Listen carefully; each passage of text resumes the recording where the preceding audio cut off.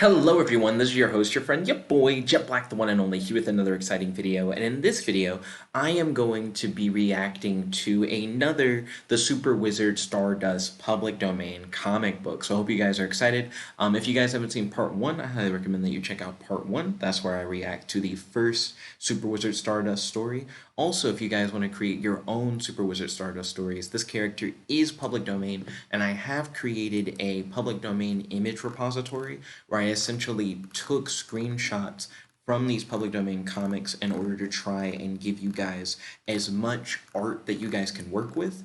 Not only just taking like screenshots of characters, but also removing stuff like speech bubbles so that you guys are able to put in your own speech bubbles and have the characters say and do the things that you want them to do in your comic. I made sure to capture images not only of Stardust the Super Wizard himself, but also supporting cast members as well as a variety of villains, showing characters like talking heads so that you can have them talking, action shots, characters distressed, getting beat up, things of that nature, so that you guys can do as much with the source material as you can to create your own comics. And even if you guys don't want to use the original artwork, you can always use it as reference in order to draw and create your own Stardust Super Wizard comics. But without further ado, let's hop into this second Stardust the Super Wizard story. The Super Wizard Stardust. Stardust again visits the Earth. He has learned that a man of vast power is seeking to plunge the world into a gigantic war. Through the underworld of the leading nations, this man secretly controls their governments and munitions factories. If he can cause a world war, he will become the richest and most powerful man in all history. Few people know he even exists. Lords of the underworld call him Rip the Blood. Rip the Blood fears no one except the mysterious and mighty Stardust. Rip the Blood is in his own secret sanctum, planning how to stop Stardust. Also, for some reason, Fletcher Hanks, the creator of Stardust the Super Wizard, loves to give characters really weird, malformed-looking faces, and he likes to make the top of their heads look as if they're all, like, veiny and brainy. I think in this case, this character just has, like, weird hair, but I think in the last story we looked at, it just looked like the guy had, like, a brain for the top of his head. Now that Stardust has broken up the spy army, he'll be on my trail. I must destroy him. I must wipe him out of existence. Rip the Blood orders his best trap set. First, we'll set the wind trap. When Stardust comes in this area, we'll draw him down with a magnet and whirl him into the glue pit. Set up all the long-range detectors so that we'll know just where Stardust is when he comes around. Do you think he'll come here, Rip? Oh, sure. He's after me. He's not going to let me start this world war, but I'll fool him. When it said to let, the spacing on the words could have been a little bit better. I almost read that as, he's not going toilet me. But yeah. So far, this is kind of starting fairly similar to the previous Stardust, the Super Wizard story that we looked at, where people know that Stardust the Super Wizard is coming, and the villains are trying to take that into account and set up traps for Stardust the Super Wizard, so that when he comes in to save the day, they'll be able to be one step ahead of him. And I imagine the story will play out with Stardust the Super Wizard essentially reacting to their traps and using his many different rays and special abilities in order to get around them. Keep in mind, I have read Stardust the Super Wizard before. This isn't my first rodeo with Stardust the Super Wizard, but it's been a long time since I've read all of these comics. And keep in mind, there are a whole lot of comics in this collection. This collection actually has every Stardust the Super Wizard comic so far. Like in one book. It's weird to say so far. All of the original Stardust, the Super Wizard comics in one book. So yeah. Hyped to check it out. Hyped to like keep reading through and doing these reactions for you guys, especially if you guys enjoy them. But let's continue through the comic, see where it goes. In the meantime, we must get America at war with somebody. Here's the way we'll start it. We'll paint up a plane to look like a Jap bomber. Then, when the president goes on his next fishing trip, we'll send the plane out and capture him and hide him up in the clouds for a while. Then we'll use every trick to make the United States declare war on Capania. The president's yacht cruises out to sea. A fine day for fishing, Mr. President. And a plane that looks like a jet bomber appears. Without warning, the plane swoops down upon the presidential yacht. Look, a Japanese plane! Masked men, heavily armed and silent, quickly board the yacht and overpower the crew. They use blacklight bombs and escape before the blacklight disappears. What is a blacklight bomb? I actually don't know what that means. The news has flashed all over the world. Holy mackerel! The headlines read, President vanishes in strange seaplane. The next day, Rip says, tell everybody it was a Jap plane. Ah, now my world war will soon be going strong. If Stardust doesn't stop it. Rip the Blood's plane, camouflage as a huge bomber, carries the president far away. Look back. Oh my! Suddenly, the plane becomes the center of a brilliant flash. When the flash is over, the masked men find their prisoner gone. Good Lord, the president has disappeared. What? In Washington, there was another flash just above the White House. The news is soon broadcast to the American people. Our president has mysteriously appeared at the White House unharmed. That must be the work of Stardust. Thank heaven, now we'll have no war.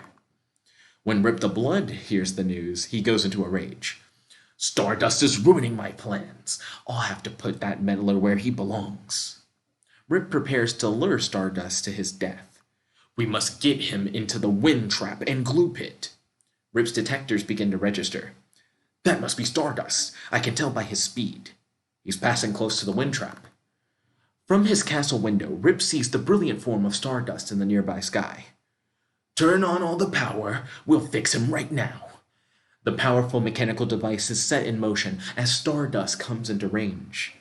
It's interesting that they think that they can capture Stardust, who in the first story is able to ride on light rays with a wind trap. Surely this wind will catch this being that can literally ride on light. He should be a speed of light being. It's like trying to capture a flashlight beam in a tornado. It's like that's just not how light works. I don't understand. But let's see how it goes. Stardust seems unable to resist the power of the wind trap and enters the whirl. Or maybe fuck it. Maybe Stardust just can't. Maybe that's a good plan.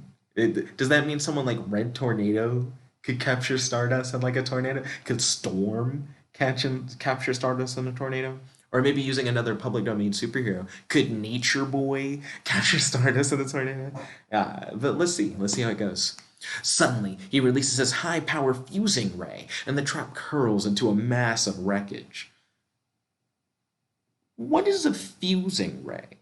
And why does a ray that sounds like it would fuse things together, curl a machine into wreckage?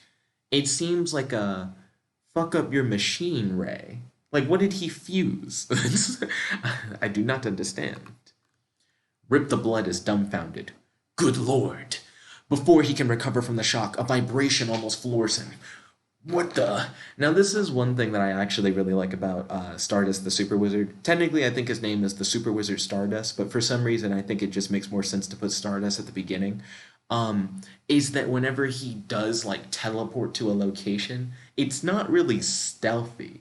You feel him coming, but to be honest, feeling him coming never does anything for you. You know what I mean? Stardust appears, and you know he's appearing. But in the first comic, when he showed up, the people that he was going to fight immediately felt weak. It's oh no, I felt like all my strength be sapped from me. Or it's a situation where the vibrations practically knock you over like an earthquake. So by the time he comes, he's practically already incapacitated all his enemies. So he's definitely a force to be reckoned with. Then comes the Stardust Flash, and a powerful voice addresses him from out of the light. You murderous fiend, your days are numbered. The light vanishes. And this is another thing I love about Stardust the Super Wizard. Whenever he appears, you see his body form from particles that trail into him, and his shadow sometimes seems incomplete, even if you can see his full form. Almost as if they're trying to show his materialization, multiple parts of it, but in a single shot. I find it kind of interesting.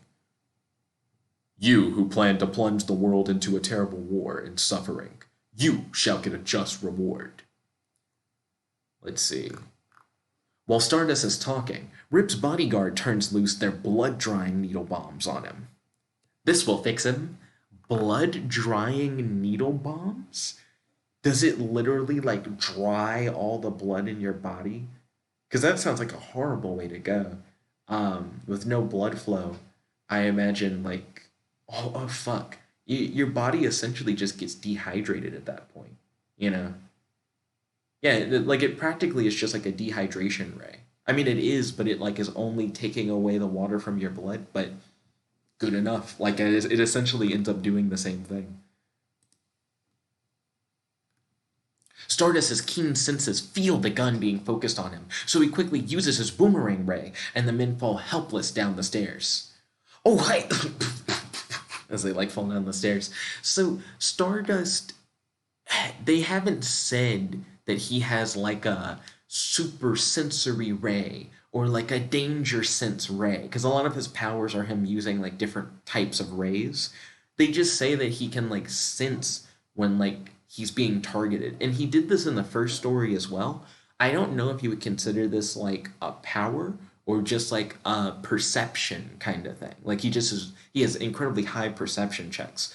Like Stardust gets the feeling of being watched literally whenever someone's gonna hit him, which kind of makes his boomerang ray just an incredible power, because the boomerang ray essentially says, "You're gonna hit me? No, you played yourself. You're gonna hit yourself." Stardust grabs the terrified Rip. "Now you shall see the end of your war plans." Ouch! He whisks Rip up into the air. Whew! And then makes himself invisible as they dart through the sky. "Where are you taking me?"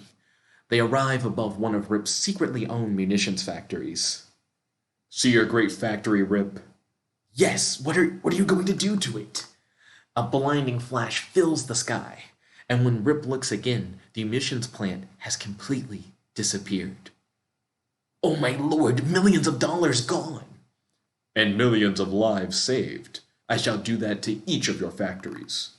Stardust whisk Stardust whisk Rip to the top of a cliff beside the sea and makes himself again visible. Rip is becoming desperate. "Now you shall see all the conspirators who have been working with you to cause your war." Wait, what? As Rip watches, he sees in the sky the forms of his associates. "Good lord, they're all here!"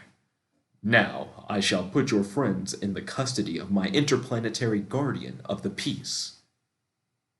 Oh, interesting. Does he work with like a space police force? Like similar to like the Nova Corps in Marvel or like the Green Lantern Corps in DC? If you're planning on making a Stardust the Super Wizard story, you might want to take that into account. Like that he might interface with some kind of galactic police force. Stardust then flashes a blue ray, and the men disappear in the direction of the North Star. "You can't get away with this!" Rip makes a murderous rush for Stardust and tries to knock him off the high cliff. Look at how small Rip the Blood is compared to Stardust the Super Wizard. Stardust the Super Wizard is massive. He just towers over people. "You can't meddle in my affairs like this." Stardust grabs the dangerous war plotter. Oh goodness, look at him like one hand this dude. And down into the sea he goes. People do not know that they have been saved from a horrible world war. Perhaps it's just as well that they do not know. Now, I'll break up the world war on Mars. Oh, there's a world war on Mars. That's interesting. Also, it's interesting that he says, perhaps it is just as well they do not know, because it's almost like he's reacting to the speech bubble. I mean, not the speech bubble, but like the narrator caption. Like the narrator is like, and the world doesn't know that like they've been saved from world war. And then he goes, well, maybe it's better that they don't know. It seems like the kind of thing that could have been fixed by having the intergalactic police that he works with like page in and say like, "Good work, Stardust. We're glad that you were able to protect the Earth. They'll never know that they were saved from a world war." And then just have Stardust say the exact same thing, but just to someone else. Like, who is he talking to when he says, perhaps it's just as well that they don't know? And who is he talking to when he says he's going to break up the world on Mars? The world war on Mars.